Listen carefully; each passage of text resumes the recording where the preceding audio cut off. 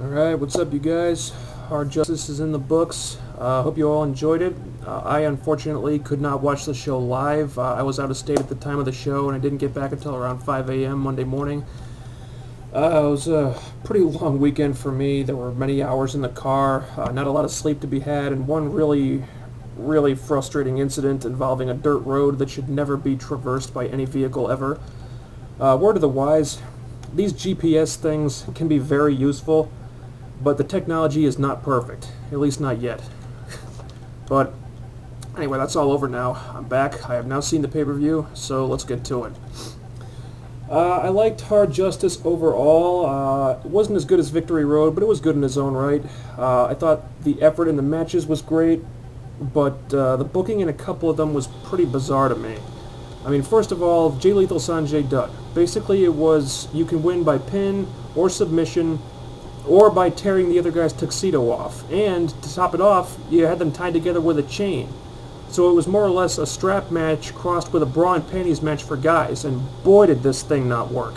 I mean, the gimmicks really hurt this match for me, and I wasn't the only one. When Jay Lethal's in his hometown, he should not be hearing boring chants, he should not be hearing Fire Russo chants, but that's what happened.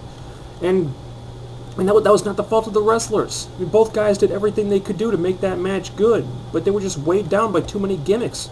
I mean, the tuxedo thing was stupid, because why even have them trying to tear each other's tuxedos off in the first place if you were just going to have Jay Lethal winning by pin anyway? I mean, completely unnecessary. And the chain, what was the point of the chain?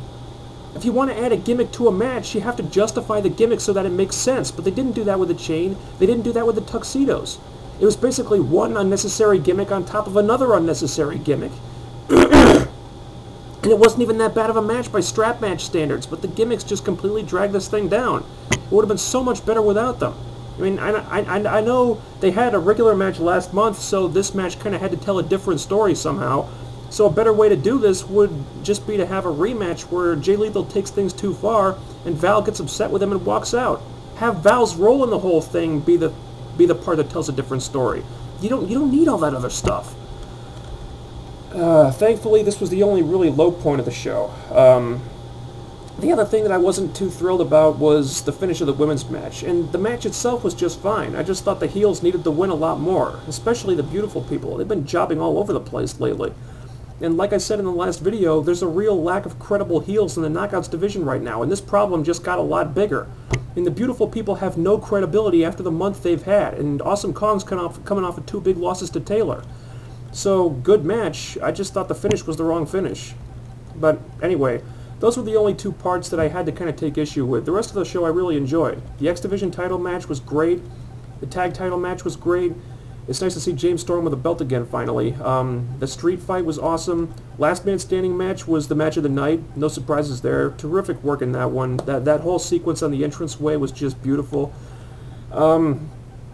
Here's what's bugging me, though. So many people are bitching about the Sting thing. How it made no sense, or it was overbooked, or too confusing, or whatever. How?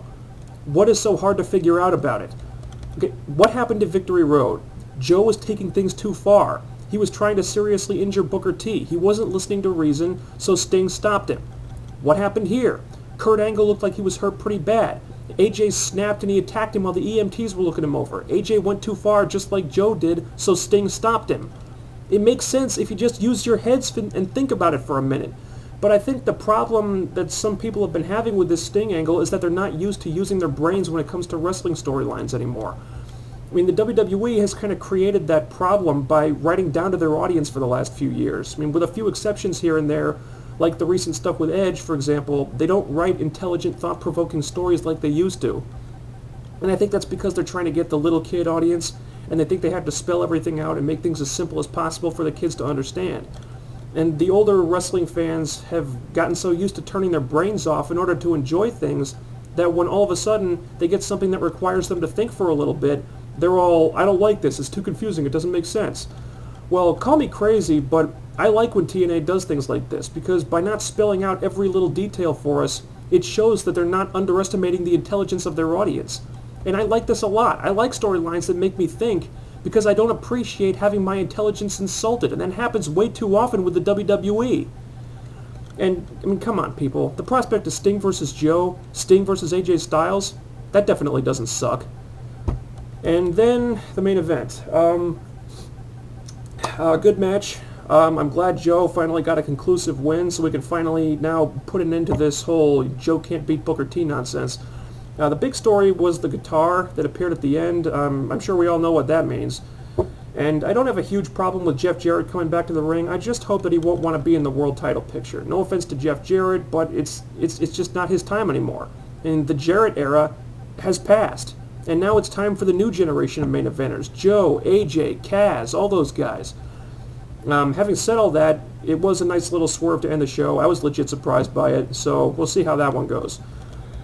So that was Hard Justice. Not a perfect show. I'm certainly not going to excuse the Brawl and Chain match, but on a whole, this was a solid pay-per-view. I mean, it raised some interesting questions for the future with Sting and Jeff Jarrett.